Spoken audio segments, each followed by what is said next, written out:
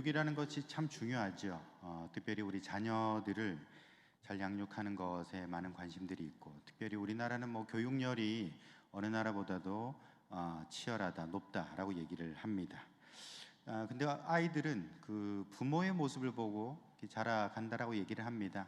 부모가 어떻게 말하는가, 또 행동하는가, 그런 것들을 보고서 자라간다고 얘기하죠. 사실 뭐 부모 입장에서는 되게 부담스러운 것 같아요. 그러니까 내 모습을 보고 아이가 자라간다 생각하면은 많이 부담스럽죠. 저도 그래서 아이한테 아빠 보지 마라, 부담스럽다 그렇게 얘기할 때가 있는데, 그만큼 이제 참 누구나 다 그럴 거예요. 내가 밖에서 사기치고 도둑질하고 다녀도 자녀만큼은 좀 잘 됐으면 하는 그런 마음들이 있는 것이죠. 근데 그 교육 중에 가장 중요한 교육은 무엇인가? 그건 바로 신앙교육, 믿음 교육인 줄로 믿습니다.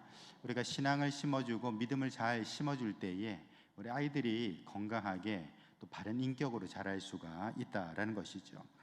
우리 그 광야 시절에 이스라엘 백성들 출애굽한 뒤에 광야 시절에 신앙 교육을 또 잘 시켰던, 가정 교육을 잘 시켰던 사람이 있습니다. 누군가 하니 바로 슬로브핫이라는 사람이 있다라는 것이죠. 여러분, 이 슬로브핫이라는 사람에 대해서는 뭐 성경에서 자세하게 다루고 있지는 않습니다. 이 사람이 뭐 했던 사람이냐, 뭐 이런 것들에 대해서 자세하게 다루고 있지는 않은데, 단지 이 사람에게는 아들이 없고 딸만 다섯이었다라는 것이죠.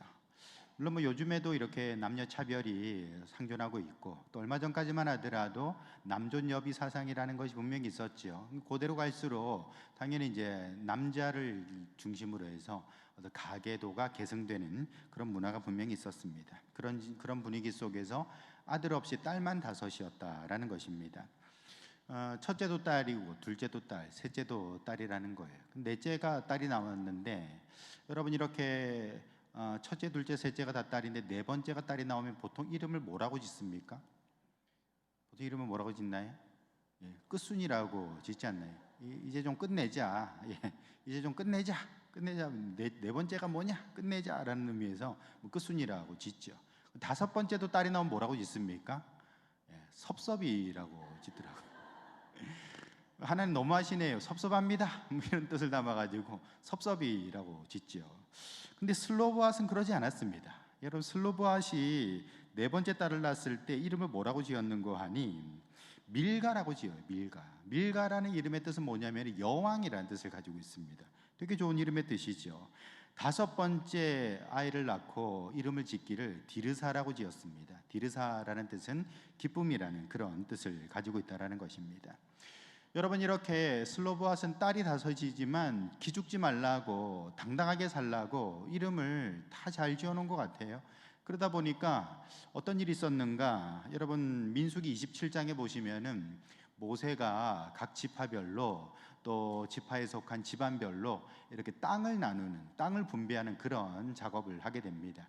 아직 가나안 땅 안 들어갔어요. 모세도 못 들어갔잖아요. 근데 장차 가나안 땅 들어갈 때에 어떻게 땅을 분배할지 나중에 되면은 또 옥신각신 싸움 나면 안 되니까 모세가 있을 때, 모세가 그래도 오랫동안 지도를 했으니 모세의 권위가 있을 때에 그때에 이제 지파별로 집안별로 땅을 나누게 됐다라는 것입니다. 근데 슬로보앗은 아들이 없잖아요. 아들 없이 죽었거든요. 그러니까 땅을 안 준다라는 거예요. 왜냐하면 딸들이야 뭐 나중에 시집 가면은 뭐 그 집 땅 가지게 되는 거니까 굳이 딸들한테 땅을 줄 필요는 없다라고 그렇게 생각을 했던 것이죠. 그 당시에 문화니까요. 자, 이렇게 땅을 분배하는 데 있어서 슬로보앗은 제외가 됐습니다. 그러니까 슬로보앗의 딸들이 제외가 된 것이죠. 슬로보앗은 죽고 그 딸들이 남아 있었으니까요. 근데 이 5명의 딸들이 모세를 찾아가요. 가서 뭐라고 얘기하는 거 아니? 민수기 27장 3절에 보시면 우리 아버지가 광야에서 죽었으나 여호와를 거슬러 모인 고라의 무리에 들지 아니하였습니다. 무슨 말인가 하니 우리 아버지가 뭐 반역을 하다 죽은 것도 아니지 않습니까? 그러니 우리 아버지에게 돌아올 그 기업을 우리들에게 물려주소서라고 요구를 하고 있다라는 것입니다. 그렇죠. 생각해 보면 뭐 아버지가 뭐 반역자로 죽은 것도 아닌데, 아니 뭐 딸 있다 그래가지고 땅을 안 주는 게 말이 됩니까? 라고 지금 모세에게 요청을 했다라는 것이죠. 근데 모세가 뭐 장로들을 소집해 가지고 이게 장로 회의를 통해 가지고 그거 갖다가 뭐 결정을 하고 이렇게 안 했습니다. 만약에 뭐 장로 그 당시 이제 그 지도자라고 하는 장로들도 다 남자들이니까 남성 중심으로 생각을 하겠죠. 줄 필요 없어라고 결론이 내려지겠죠. 근데 모세는 어떻게 했는가? 27장 5절에 보시면 모세가 그 사연을 여호와께 아뢰었다라고 했습니다. 기도했다라는 거예요. 이런 일이 있습니다. 하나님 어떻게 할까요? 그때에 하나님께서 모세에게 말씀하시죠.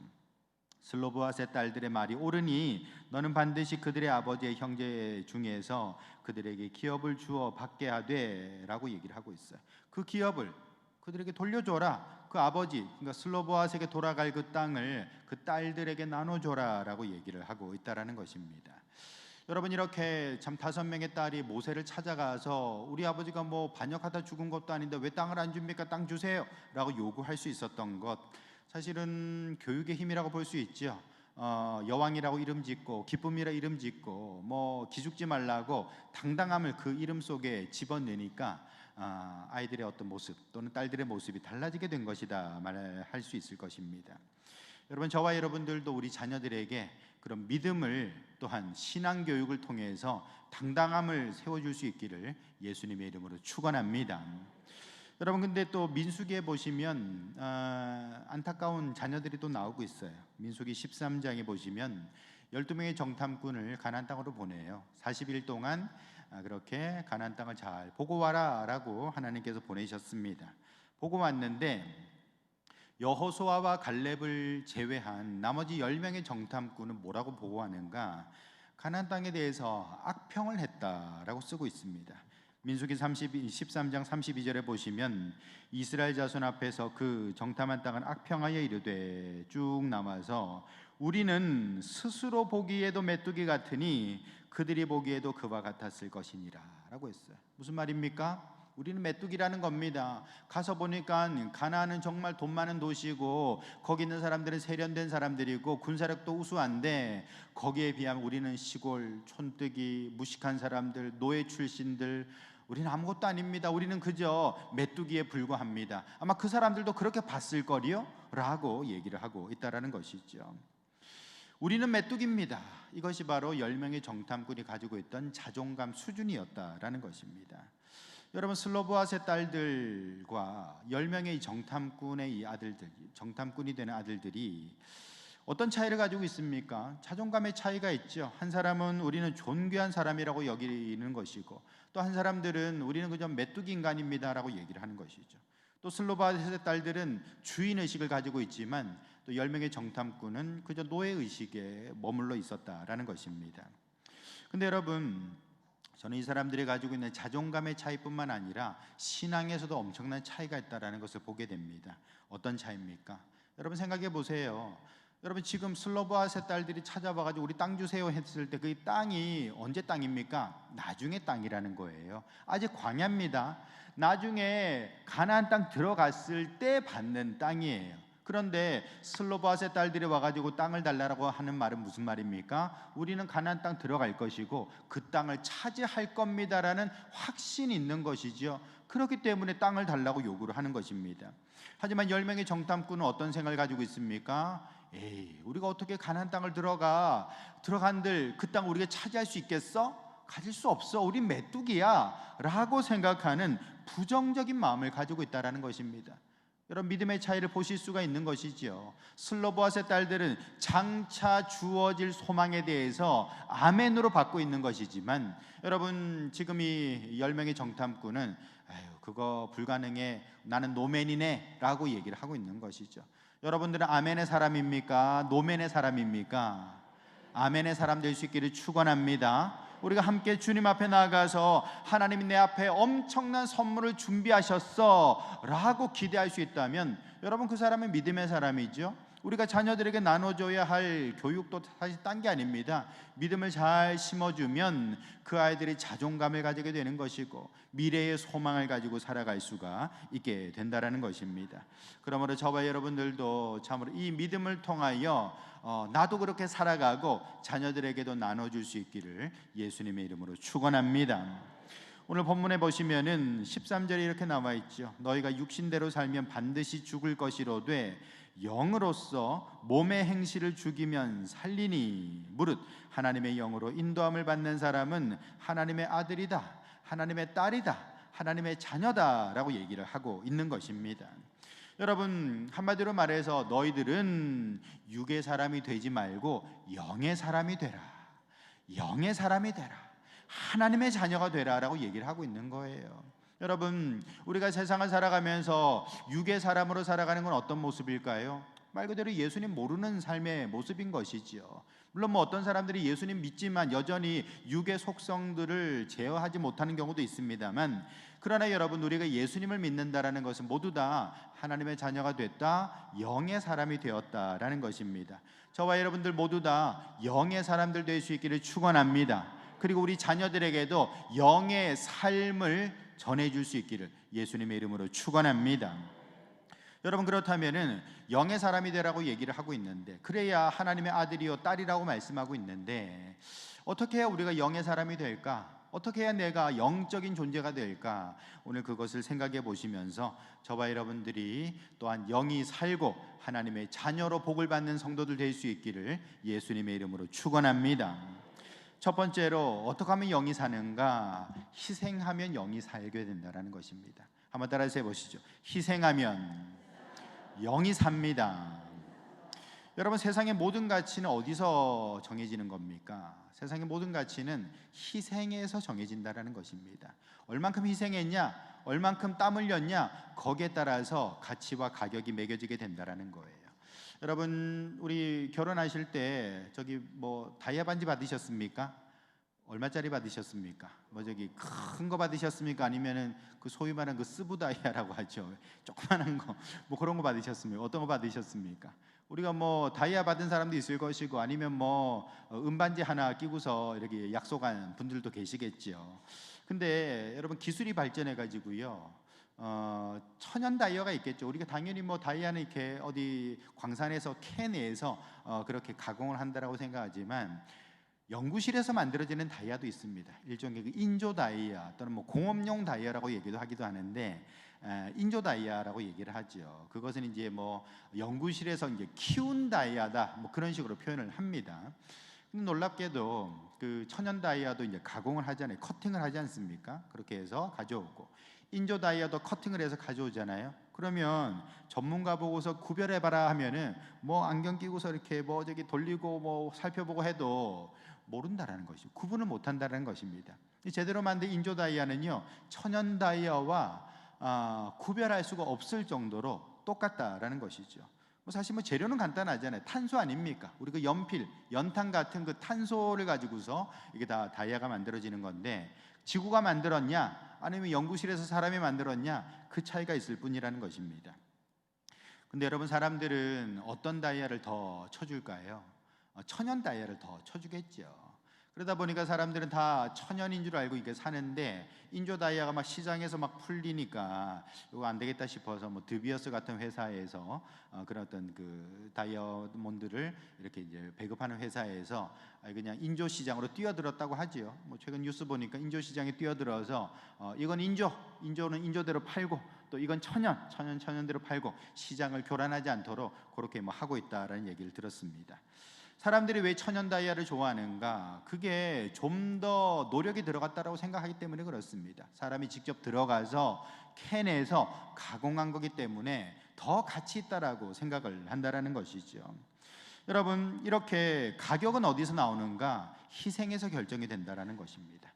여러분, 참 조금 얘가 좀 그렇긴 합니다만, 여러분 그 콜롬비아 아시죠? 그 남미, 중남미의 그 콜롬비아라는 국가가 있는데, 거기 대표적인 수출품이 두 가지가 있어요. 커피가 있고요, 또 하나는 이제 코카인이 있습니다. 코카인은 마약이죠. 근데 마약도요, 이게 다 가격이 다 다르다라는 거예요. 나라마다 가격이 다르다라는 것입니다. 콜롬비아에서 전 세계로 수출을 하는데, 미국에서 팔리는 코카인보다도 일본에서 팔리는 코카인이 2배 이상 비싸다라는 거지요. 왜냐하면 미국은 이 멕시코를 통해서 이렇게 들어가기가 좀 수월한데, 일본까지 이렇게 배로 보내는 것은 세관에서 걸릴 확률이 너무 높기 때문에 값이 더 많이 비싸다라는 것입니다. 그런 것만 봐도 사실 이게 다 노력에 따라서 또는 희생에 따라서 가격이 달라지는구나, 이게 경제 원리구나라는 걸 알 수가 있습니다. 여러분 우리 다 성경책 가지고 계시죠? 여러분 성경책 얼마 주고 사셨습니까? 한 3만 원 정도면 사실 수 있죠. 3만 원 왔다 갔다 하는 정도에서 성경책 하나 구입할 수 있을 겁니다. 우리나라에서는 성경책 3만 원이라는 것이죠. 근데 여러분 북한에서는 성경책이 얼마일까요? 북한에서는 성경책이 목숨값이죠. 왜요? 가지고 있다가 걸리면은 수용소 가는 것 아닙니까? 내가 성경책을 가지기 위해서는 내 목숨을 담보해야 되는 희생이 필요하다라는 것입니다. 똑같은 성경책인데 한국에서의 성경책 가격과 북한의 성경책 가격이 다르다라는 것이죠. 여러분 결국에는 무엇이 가치와 가격을 결정하는가? 희생이 가치와 가격을 결정한다라는 것이죠. 그렇다면은 저와 여러분들이 영의 사람이 된다라는 말은 어떤 뜻일까요? 그 말인즉슨 나의 영의 가치, 가격이 올라간다라는 것입니다. 우린 죄인으로 살 때는 영이라는 것이 저기 밑바닥에 아무도 관심 안 가지던 그런 존재 아닙니까? 그러나 하나님이 나를 구원하셨어, 영이신 하나님이 나를 만나 주셨어, 이렇게 우리가 영적인 사람이 된다라는 것은 어떤 뜻인가? 내 영혼의 가치가 저기 발 밑바닥에 있다가 올라오는 겁니다. 아주 그냥 주눅 들어있던 영의 가치가 쑥쑥쑥 자라 올라가는 것, 그것이 바로 영의 사람, 영의 가치라고 말할 수가 있는 것이죠. 그렇다면은 어떻게 하면 내 영혼의 가치가 올라가게 될까요? 어떻게 하면 내가 영의 사람이 되고 어떻게 하면 우리가 하나님의 아들과 딸이 될 수 있습니까? 여러분 영혼의 가치가 올라가는 것은요, 한번 따라서 해보시죠. 자기 희생으로 우리의 영혼의 가치가 올라간다라는 것입니다. 오늘 본문에도 보시면 하반절에 13절 하반절에 나오죠. 영으로서 몸의 행실을 죽이면 살리니라고 했어요. 여러분 몸의 행실을 죽이면 뭐가 산다라는 겁니까? 내 영혼의 가치가 올라간다라는 것입니다. 내가 전에는 육적인 사람으로 그렇게 살았는데 육의 행실을 좀 내려놓고 영적인 것에 관심 가지면은 산다라는 것이지요. 몸의 행실을 죽인다는 게 어떤 뜻입니까? 그게 일종의 자기 희생 아니겠습니까? 뭔가 희생하는 게 있으면 내 영혼의 가치가 올라가게 되고 살게 된다라는 것이죠. 여러분 이것은 아까 제가 말씀드린 대로 모든 경제의 기본 원칙입니다. 여러분 우리가 경제학의 기본 개념 중에 하나가 기회비용이라는 것이 있죠. 가령 내가 시험에 합격하고 싶다, 그러면 놀러 다니면 안 되는 거예요. 공부해야 되는 것입니다. 남들 놀 때 공부하는 사람이 합격하게 되는 것이죠. 그게 바로 기회비용이죠. 내가 희생한 만큼 얻는 게 있다는 것입니다. 내가 또 사업에도 성공하려면 남들 휴가 갈 때 또 열심히 또 일하고 노력해야 되는 것이죠. 그렇게 뭔가 희생하는 게 있을 때에 그 사람이 얻는 게 있다는 것입니다. 여러분 이렇게 기회비용이라는 걸 생각해 본다면 내 영혼의 가치가 올라가기 위해서 무엇을 해야 되는가? 자기 희생이 필요하구나라는 것을 알 수 있다는 것입니다. 여러분 희생하는 사람이 영적인 사람 되는 줄 믿으시길 바랍니다. 여러분 십자가, 우리 교회 와서 십자가 많이 보죠. 또 십자가 목걸이도 달고 다니고요. 근데 여러분 이 십자가라는 것이 자기 희생을 보여주고 있잖아요. 무엇을 희생했습니까? 여러분 하나님도 자기 독생자를 희생했습니다. 예수님도 자기 몸을 십자가에서 희생했다라는 것입니다. 요한복음 3장 16절에 보시면 하나님이 세상을 이처럼 사랑하사 독생자를 주셨으니 이는 그를 믿는 자마다 멸망하지 않고 영생을 얻게 하려 하심이라 라고 했습니다. 여러분 보세요. 하나님께서 우리 구원하시려고, 우리 영혼 살리시려고 독생자를 희생하셨다라고 말하고 있습니다. 예수님께서도 그 육신을 십자가에 못 박음으로 말미암아 우리를 살리셨다라는 것이죠. 그러므로 성도 여러분, 저와 여러분들의 구원은 희생의 결과물인 줄 믿으시길 바랍니다. 여러분 그러므로 우리는 하나님께 감사하고 예수님께 감사할 수 있어야 되는 것이죠. 여러분 우리 하나님께서도 우리가 영적으로 살아가고 영적으로 가치가 높아지기 위해서 자기 희생을 하라고 말씀하고 계십니다.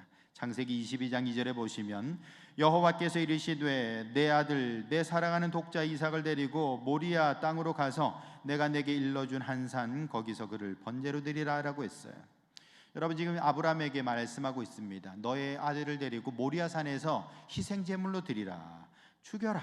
다시 말해서 자기 희생을 하라라고 얘기를 하고 있습니다. 더 이상 말이 필요 없을 정도로 엄청난 끔찍한 그런 어떤 부담스러운 요구인 것이죠. 근데 여러분 물론 실제 죽음은 피했습니다. 하나님께서 그 결정적인 순간에 멈춰라고 얘기하시고 이삭을 살리시죠. 그러면서 자기 희생을 한 아브라함이 자기 희생한 것 아니겠습니까? 그 사랑하는 아들을 데리고 모리아산까지 올라왔으니까요. 그 자기 희생을 한 아브라함에게 뭐라고 말씀하시는가? 창세기 22장 12절에 사자가 이르시되 그 아이에게 내 손을 대지 말라, 그에게 아무 일도 하지 말라. 내가 내 아들 내 독자까지도 내게 아끼지 아니하였으니 내가 이제야 내가 하나님을 경외하는 줄을 아노라. 하나님을 경외하는 줄을 내가 알았다. 다시 말해서 너는 믿음의 사람이다 라고 확인 도장을 찍어주셨다라는 것입니다. 자기 희생을 실천했을 때에 비로소 아브라함은 믿음의 조상이 될 수 있었다라는 것이죠. 여러분, 저와 여러분들도 마찬가지입니다. 우리가 나 예수 믿습니다, 나 예수님 압니다 라고 말하는 것이 아니라 사실은 그 사람이 입으로만 예수 믿는 것이 아니라 이 자기 희생을 실천할 때에 그 사람은 하나님 앞에서 믿음의 사람이라 인정받는 줄 믿으시길 바랍니다. 여러분, 저는 교회에서 참 이렇게 많은 것들에 후원하시는 분들이 있죠. 그렇게 선교를 간다, 무슨 사역을 한다 할 때에 물질로 후원하시는 분들이 계신데 저는 그분들이 돈이 남아서 후원한다고 생각하지 않습니다. 자기 희생인 것이지요. 자기 쓸 것도 얼마나 참 부족할 텐데 그러나 희생하는 마음으로 내놓는 것 아니겠습니까? 하나님은 그것을 귀히 보시고 그 영혼을 축복하신다라는 것이지요. 뿐만 아니라 저는 교회에 나와서 청소하시고 또 식사 준비하시고 그리고 또 참 여러 가지로 봉사하고 섬기는 분들 시간이 남고 힘이 남아서 그렇게 한다고 생각하지 않습니다. 다 자기 희생인 것이죠. 하나님은 그 모든 섬김에 정말 섬김을 받으셔서 그 모든 사람들을 축복하신다라는 것입니다. 여러분, 이렇게 우리가 하나님 앞에서 정말 내 것을 희생할 때에 그 사람이 영적인 사람이 되고 영적인 가치와 가격이 올라가는 사람인 줄 믿으시길 바랍니다. 우리가 이 시간 주님 앞에 나와서 예배하는 것도 자기 희생이죠. 여러분, 우리가 예배할 때에 그 사람은 영적으로 성장하는 사람이 되는 것입니다. 기도하는 사람, 그 사람이 영적으로 성장하는 사람이 되는 것이죠. 나를 위한 기도뿐만 아니라 다른 사람을 위한 중보기도, 교회를 위해 목사님을 위해 중보기도하는 그 모든 것이 다 영적인 가치를 올리는 그런 어떤 근거가 된다라는 것이죠. 여러분, 이렇게 우리가 하나님 앞에서 희생하는 그 모든 것이 다 내 영혼을 살리는 방법이 된다는 사실을 믿고 정말 희생하며 살아갈 수 있기를 축원합니다. 그러므로 성도 여러분, 여러분들이 여러분 자리에서 내가 어떤 것을 희생할까 한번 잘 생각해 보시기 바랍니다. 물론 희생이라고 그래가지고 되게 좀 부담스럽잖아요. 근데 여러분, 너무 부담 가지지 마시고요. 말씀드렸잖아요. 예배 나오는 게 희생이라니까요. 기도하는 거, 특별히 중보기도 하는 거, 이런 것들도 귀한 희생이 된다라는 것입니다. 여러분, 이렇게 우리가 영적인 일에 힘씀으로써 여러분들의 영혼의 가치가 높아질 수 있기를 예수님의 이름으로 축원합니다. 두 번째로 우리가 어떻게 하면 영의 사람이 되는가? 특별히 우리가 절제하면 육이 살아나게 된다라는 것입니다. 아니 영의 사람이 된다 또는 육을 죽여야 우리가 영적으로 이렇게 살아난다라고 계속 말씀하시면서 왜 자꾸 육이 산다라고 얘기를 합니까? 라고 할 수도 있는 것이죠.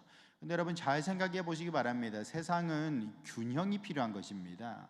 여러분, 그래서 영혼은 어떤 상태에 있었습니까? 저기 발 밑에 있었잖아요. 그러다 보니 우리가 이 영혼은 자꾸자꾸 좀 끌어올려야 되는 것이고요. 육은 어떤 상태에 있었죠? 우리가 말 안 해도 잘 알죠. 우리의 육은요, 너무 방방 뛰고 있었다라는 것입니다. 영이 죽어 있는 동안에 마치 자기가 주인인 것처럼 그렇게 이제 방방 뛰고 있었다라는 것이죠. 그러니 육은 좀 제자리로 돌려놔야 육이 제대로 작동하게 되는 것이고, 말 그대로 육이 살아나게 된다, 육이 제대로 살 수 있게 된다라는 것이죠. 여러분, 우리가 영만 살면 되는가? 그렇지 않습니다. 만약 내가 영만 살아난다면 그건 유령하고 똑같게요. 그렇지 않죠. 우리가 이 세상 살아가는 동안에는 먹고 마시고 옷도 입어야 되고 육의 삶이라는 것도 영만큼이나 너무나도 소중하고 귀한 것이죠. 문제는 육이 지금까지 주인 노릇했구나, 육이 지금까지 나를 끌고 다녔구나, 그게 바로 육신의 사람 아니겠습니까? 그렇게 육체의 소욕을 따라서 이리저리 흔들리는 인생이니까 우리가 구원의 길을 찾지 못했던 것이죠. 그러므로 육신은 또는 육의 소욕들은 모두 다 제자리로 좀 돌려놔야 된다라는 것입니다. 여러분, 특별히 우리가 육의 소욕이라고 말하는 것이 어떤 것이 있습니까? 뭐 자아라든지 감정, 욕망, 이 모든 것이 다 육의 속성이라고 얘기를 할 수 있겠죠. 여러분, 다시 말해 육의 사람이라는 것은 자아 중심적인 사람을 말하는 것일 겁니다. 그리고 또 육의 사람은 자기 감정에 너무 빠져 있는 사람을 말하는 것이죠. 또 육의 사람은 욕망에 사로잡혀 있는 사람, 이런 사람들을 다 육의 사람이라고 말할 수 있을 것입니다. 근데 생각해 보면 여러분, 뭐 자아 중심적이다 제가 말씀드렸습니다만, 자아가 나쁜 건가요? 그렇지 않습니다. 뭐 자아가 있어야 나라는 존재도 있게 마련인 것이죠. 자아 또한 나를 보호하기 위해서 하나님이 만들어 주신 게 맞습니다. 근데 중요한 게 뭐냐? 자아 중심적으로, 너무 자아 중심적으로 된다는 게 문제인 것이죠. 세상 나만 살아가는 거 아니잖아요. 우리 함께 살아가는 것 아니겠습니까? 남들과 함께 손잡고 나가야 되는데 자기 자신의 어떤 이익만을 추구하며 살아간다면은 여러분, 그 사람은 말 그대로 좀 왜곡된 삶을 살아갈 수밖에 없는 것이죠. 감정도 마찬가지입니다. 감정이 나쁜 겁니까? 왜 나쁩니까? 사람이 감정이 있어야 인간이죠. 우린 감정을 가지고 활용하며 기쁨과 슬픔을 누리고 살아갈 필요가 있다는 것입니다. 슬픔도 다 귀한 거예요. 근데 문제가 뭡니까? 감정에 너무 과도하게 빠져 사는 게 문제라는 것이죠. 낙엽이 지면 낙엽이 진다고 슬프고, 뭐 해 뜨면 해 뜬다고 슬프고, 겨울이면 슬프고, 여름이면 슬프고, 온갖 핑계를 다 잡아가지고 슬프게 살아간다면은 그 삶이 온전할 수가 없다라는 것입니다. 통제가 안 되니까 감정에 빠져 사는 것이 결국에는 죄가 될 수 있다라는 것이죠. 욕망도 마찬가지입니다. 여러분, 욕망이 나쁜 겁니까? 전혀 나쁘지 않습니다. 욕망이 있어야 노력하게 되고요, 목표도 세우게 되고 애쓰고 힘쓰고 그렇게 성장하게 되는 것이죠. 나의 성장을 위해서 욕망이라는 것은 반드시 필요한 것입니다. 근데 문제는 뭡니까? 욕망에 눈이 멀고 나니까 그냥 죄 짓는 것도 그냥 쉽게 생각하고요, 욕망에 눈이 머니까 다른 사람들에게 마음에 상처도 주게 되더라는 것이죠. 여러분, 이렇게 욕망은 나쁜 게 아니지만 욕망에 빠져 사는 게 문제다라는 것입니다. 우리가 육체에 대해서도 마찬가지입니다. 육의 소욕에 대해서 부정적으로 바라본다면 그건 바람직하지 않습니다. 중요한 건 뭐냐? 육은 우리의 도구라는 것이죠. 여러분의 감정, 욕망, 그 모든 자아의 생각들은 여러분들이 인생을 살아가는데 필요한 도구에 불과합니다. 근데 그것이 목적이 되면 안 되는 것이죠. 쉽게 말해서 우리 동화책 같은 데 보면 마녀가 빗자루 타고 다니지 않습니까? 그런데 빗자루가 마녀를 끌고 다니면 되겠습니까? 아닌 것이지요. 빗자루란 도구를 내가 활용해야 되는데 그게 나를 끌고 간다고 하면 문제가 되는 것입니다. 육체가 바로 그와 같다라는 것입니다. 영은 저기 밑바닥에 그냥 죽어 있을 때에 육체가 자기가 주인이냐 우리를 이리저리 끌고 다녔으니 여러분, 그것이 우리에게는 바람직한 삶이 될 수가 없었다라는 것이죠. 그러므로 여러분, 우리가 육의 사람 또는 육의 자아 중심적인 사람 또는 탐욕 중심적인 사람, 감정에 빠져 사는 사람에 대해서 뭐라고 얘기하는가? 육이 주인된 사람의 가장 큰 특징이 바로 중독입니다. 중독이죠. 여러분, 자아 중독, 감정 중독, 욕망 중독, 중독에 빠진 사람들이 많이 있죠. 늘 걱정하고 염려하고 자기 다칠까 봐 그렇게 이제 빠져 사는 사람들, 이런 사람들이 다 중독이다라는 것입니다.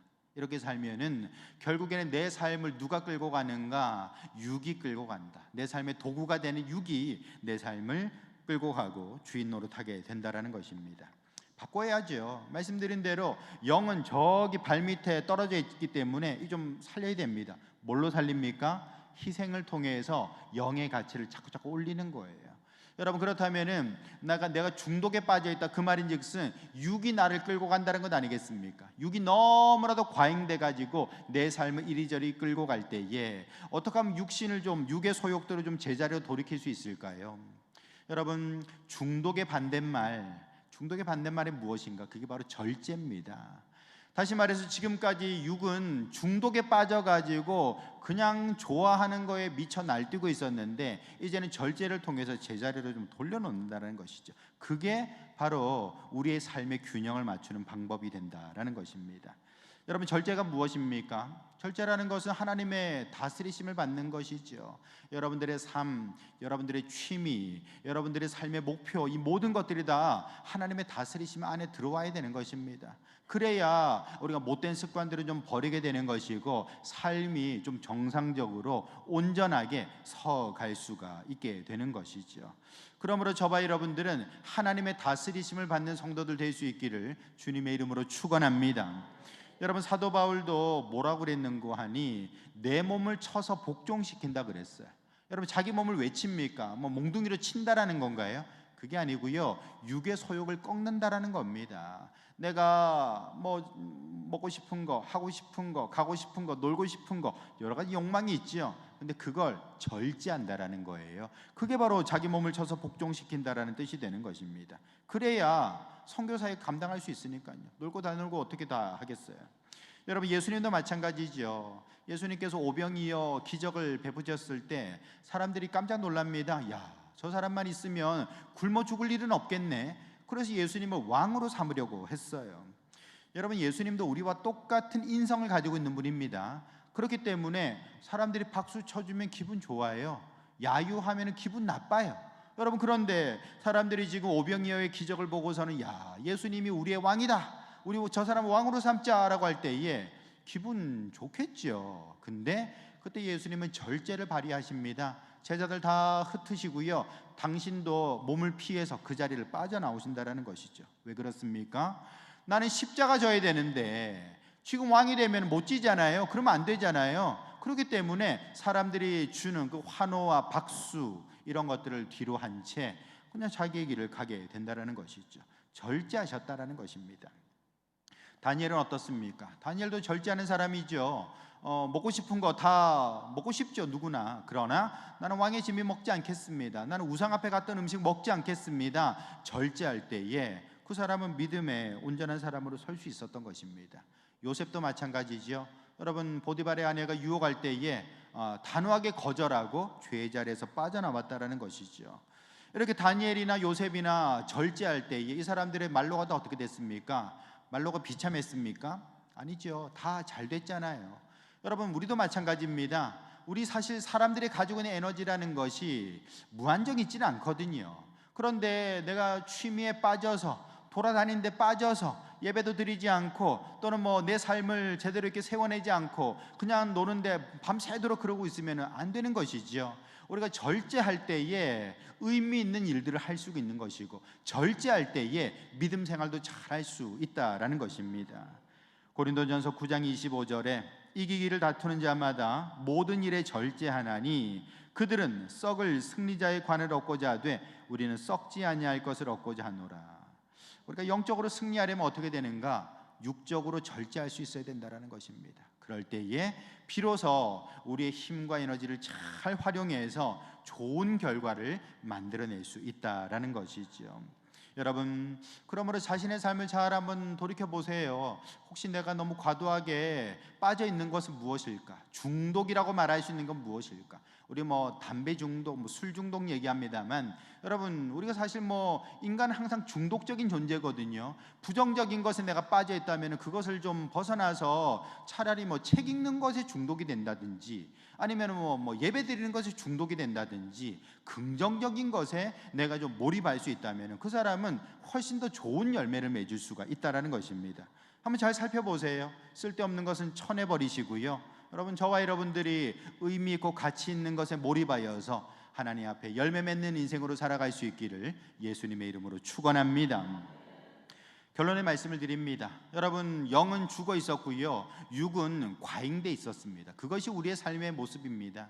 그렇기 때문에 죽어있는 영은 좀 살려서 자꾸자꾸 좀 키워낼 수 있어야 되고요, 너무 과잉돼 있었던 그 육은 좀 제자리로 이렇게 바람 좀 빼서 제자리로 좀 돌이킬 수 있어야 된다는 것입니다. 어떻게 하면 됩니까? 한번 따라서 해보시죠. 희생하면 영이 살고 절제하면 육이 삽니다. 여러분, 이 희생과 절제입니다. 이 희생과 절제를 좀 잘 활용하셔서 여러분들이 영혼의 가치가 올라가고 또 육의 그런 자리가 좀 제자리를 찾아갈 수 있기를 예수님의 이름으로 축원합니다. 거룩하신 아버지 하나님, 우리가 이 세상을 살아가면서 죽어있는 영혼의 가치를 쑥쑥 올리기를 원합니다. 또한 너무 과잉돼 있었던 또 육의 가치들은 제자리로 돌이켜서 온전히 참 균형을 맞출 수 있는 은혜를 허락하여 주시옵소서. 희생하고 절제함으로써 영과 육이 다 같이 살아가는 복된 성도들 되게 하여 주시옵소서. 예수님의 이름으로 기도합니다. 아멘. 하나님께 영광 올려드립니다.